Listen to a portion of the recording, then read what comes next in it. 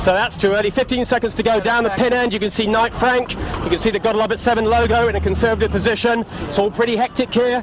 Race 1 of the JJ Giltinan 2015 about to start in 5 seconds time.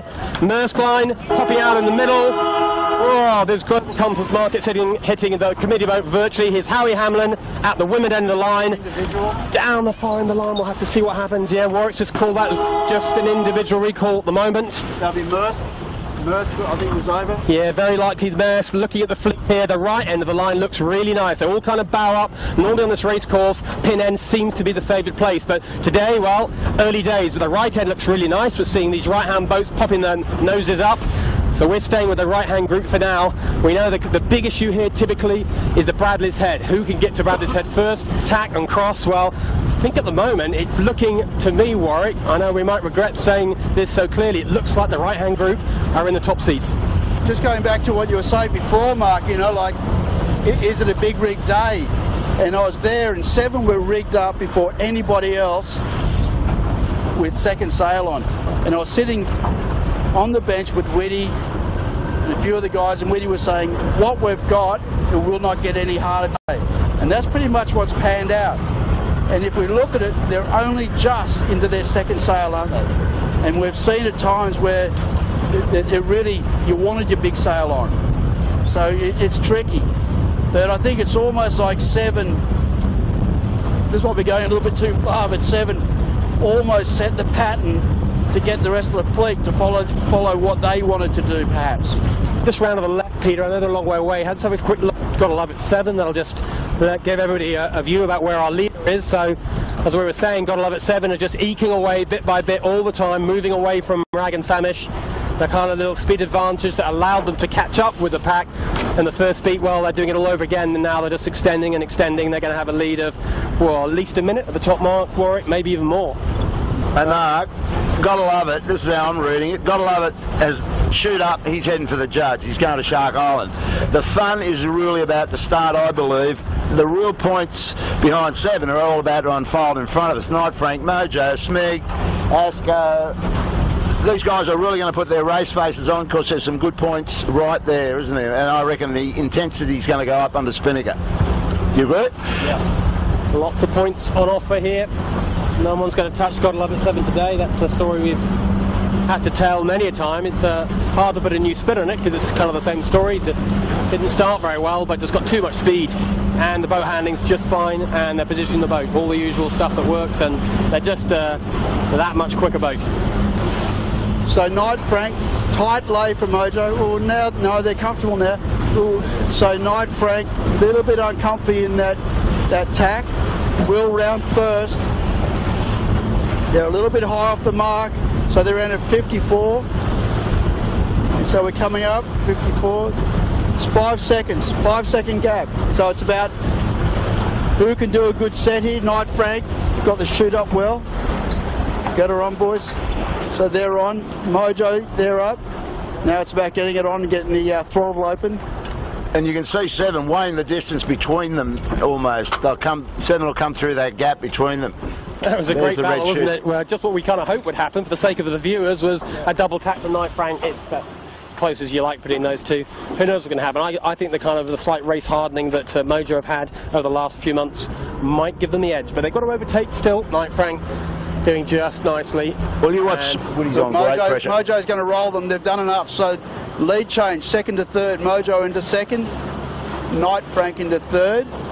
But still plenty to play for on this last little bit of... We'll roll with these guys because they've been at each other all day. Yes, but this has been a highlight battle, hasn't it?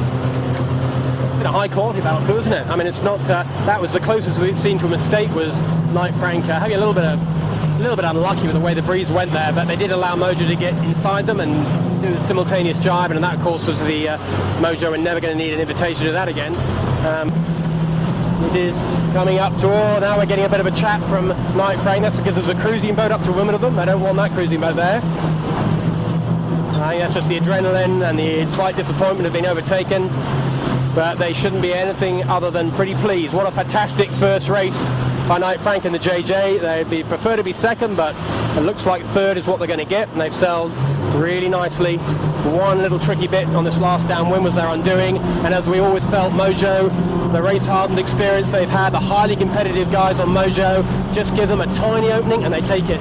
And that's what's happened. So first across the line about 2 minutes ago was Gotta Love It 7. That's the winner of race 1, the JJ Giltinan. 2nd across the line of race 1. Today's race, by the way, is sponsored by ASCO. And oh my word, as I say that, are Mojo going to cross the line without a drama? Well, just about, they recovered. Well done, Mojo. 2nd in today's race 1. 3rd knockout performance by Night Frank. Look at David Witt coming in. And yeah, just a little bit too late, Bob, but yeah, David Witt is going to cross in 4th. Every one of these crews actually going to be pretty pleased with this result. A nice way to start your championship. Yeah, for sure. Any big event in a 25 boat fleet, yeah, anything in the top 5 is knockout, isn't it, really? Yeah. Keepers.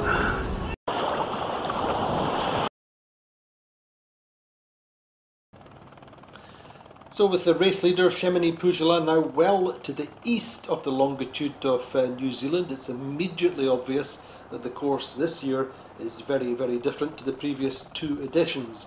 This time the course does not go through between North and South Island, very different to the previous 2 editions. This time the course does not go through between North and South Islands, New Zealand. There is no passage through the Cook Strait, which was such a feature of previous races, and that of course was an opportunity for the boats to stop and effect repairs before they completed the rest of the Pacific, and in particular Cape Horn, and we saw many boats stopping over the first two editions. So that reduces the distance of the course by about 2,000 miles this time, and it does add a very different complexion to the Pacific and indeed to the race.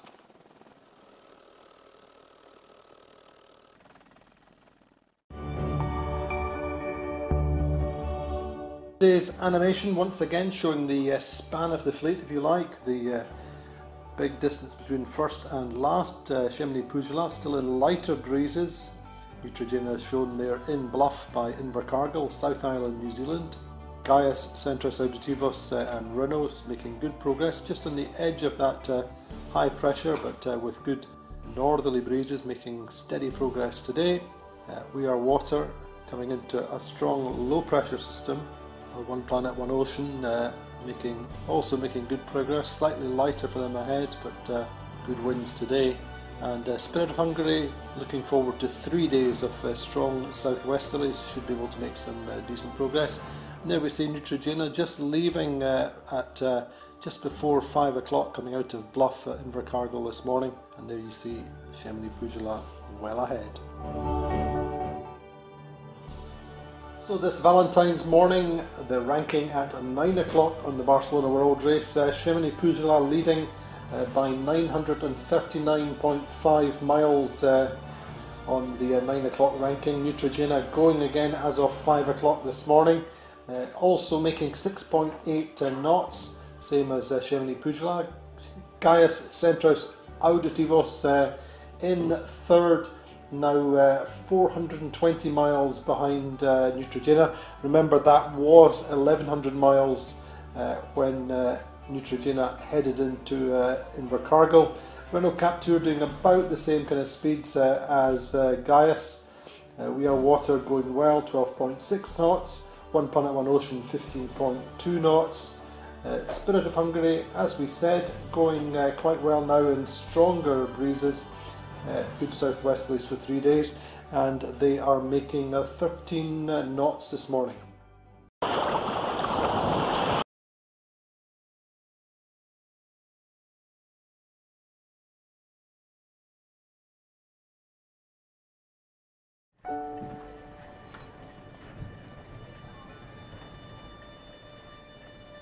The JP Morgan Asset Management Round the Island race started in the early hours, with sleepy eyes and typical early morning routines.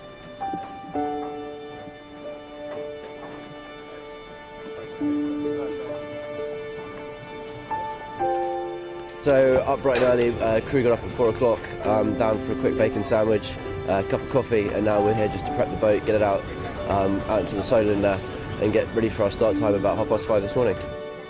We've all got our snoods on for the Race for All charity, Adam McCartney's charity, and yeah, so we're all going to get a picture on the boat and tweet it to JP Morgan, and if you tweet hashtag Race for All, then JP Morgan donate 10p to the charity, and so we're all going to try and basically cost JP Morgan as much money as possible for Ella's charity. The circumnavigation of the Isle of White Cows is a race for all, with competition in every class. We're pitching ourselves maybe a top 2 finish, but we're punching for number 1. We'd like to do very well. I think last time we raced we came 8th, so onwards and upwards this time. Oh, I expect we'll come first. 5, 4, 3, 2... The 82nd year of the race welcomed some teams here for the first time. Chris Bake's Team Aqua put on a great display of what their RC44 carbon fibre machine can do. And someone more familiar with this race, 4-time British Olympic gold medalist Ben Ainsley, this year competed in his JP Morgan BAR AC45. A boat like this AC45 has never done this race, so we'll see. The conditions are great, it's a great breeze, and hopefully we'll have a good time around the island. The multi-hull record was for the taking as the team blazed a trail around the Needles.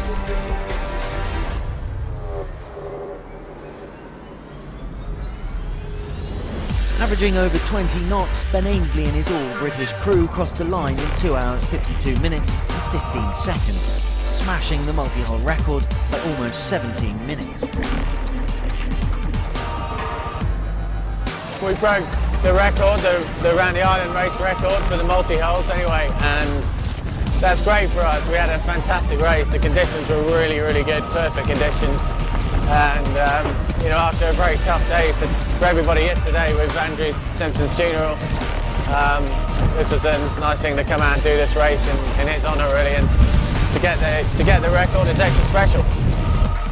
Next over the line, ICAT Leopard, a boat with a history of breaking records, and they didn't disappoint. 3 hours 43 minutes and 50 seconds, a new time for the monohulls. To set off at 5 and come back at sort of 8:40 is pretty silly, really, isn't it? But that's terrific. And what a sail we had. It's been a great, great sail.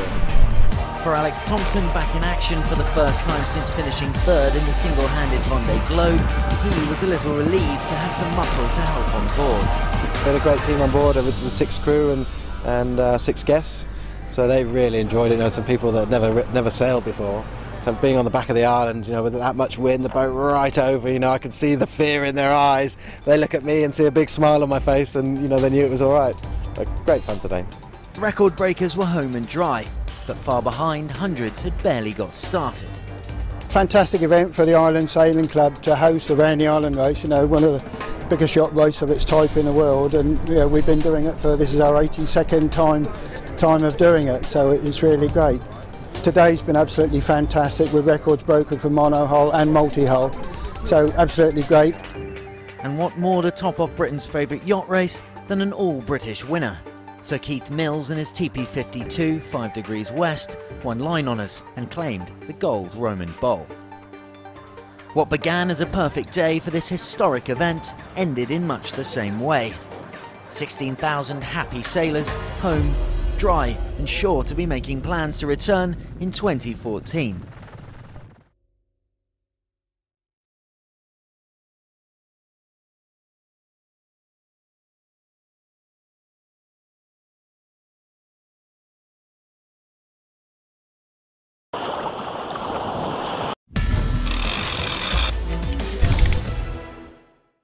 Welcome to the final day of the Monsoon Cup here in Johor Bahru, Malaysia, and the conclusion of the Alpari World Match Racing Tour. Before today's sailing, we again had a chance to check in with the sailors.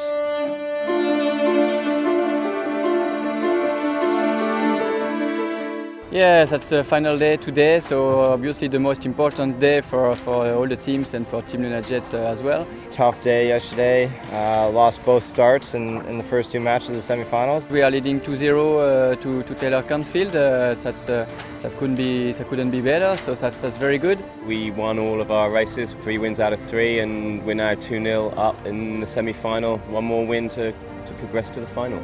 Yeah, we sailed against Ian Williams twice. Race which didn't go our way. Yeah, definitely nothing's changing for today. You know, I think we've been sailing quite well all week, and we just need to, you know, just refine a little bit from the small mistakes yesterday, and you know, it's not going to take much to be back in front. Yeah, it's a massive deal, of course, but we'll prepare for this race like we prepare for every other race. We're not getting carried away. Eric's a terrific competitor. Really, our focus is on the next match and trying to win it. Back on the wall, what we need now is 3 straight wins against Ian Williams. That's not an easy job. We've won 4 World Championships, and of those 4 we've won 2 Monsoon Cups, and it always feels better when you win the Monsoon Cup as well. So that's going to be the goal, but right now we're just going to try and win the next race. In our first match, we joined Taylor Canfield, who was in a must-win situation against Matthew Richard. Ghosts across the line, but it is enough to determine Matthew Richard will move on to the finals here in the Monsoon Cup. With an overnight lead of 2-0, we join Ian Williams in his final match against Eric Monin. Ian Williams and GAC Pindar entering on starboard tack with the advantage to face Eric Monin in what could be a 3-0 sweep and the World Championship. It is all on the line. Hey, come on, windward boat!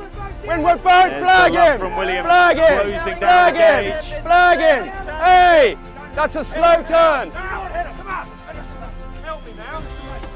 Jibing. Clear the jibe. No pole jibe, no pole jibe. Williams, no pole jibe, could be setting up to go right back. It's a slow jibe for Williams, but he is bow forward. Monin has trouble as well. And he knew he was going to be hot out of that. There, the response, Graham Spence right up onto the bow, pulling the clue of that spinnaker down tight. And it is Ian Williams that comes through the line. They put their hands in the air, they punch. They have won the APARI World Match Racing Tour title. Ian Williams, so 5 titles. How does it feel? Oh, it's fantastic. I mean, it was an incredibly tricky race. I just was hoping to maybe win 1 World Championship one day, so to have 5 it's incredible. In the end, the stage was set for a Williams-Richard final.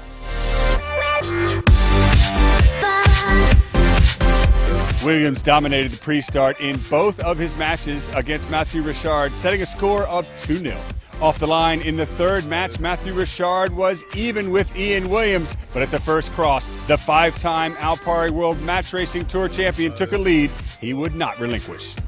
In the end, Ian Williams wrapped up Matthew Richard 3-0, earning him the 3rd Monsoon Cup of his career and a record 5th APARI World Match Racing Tour championship.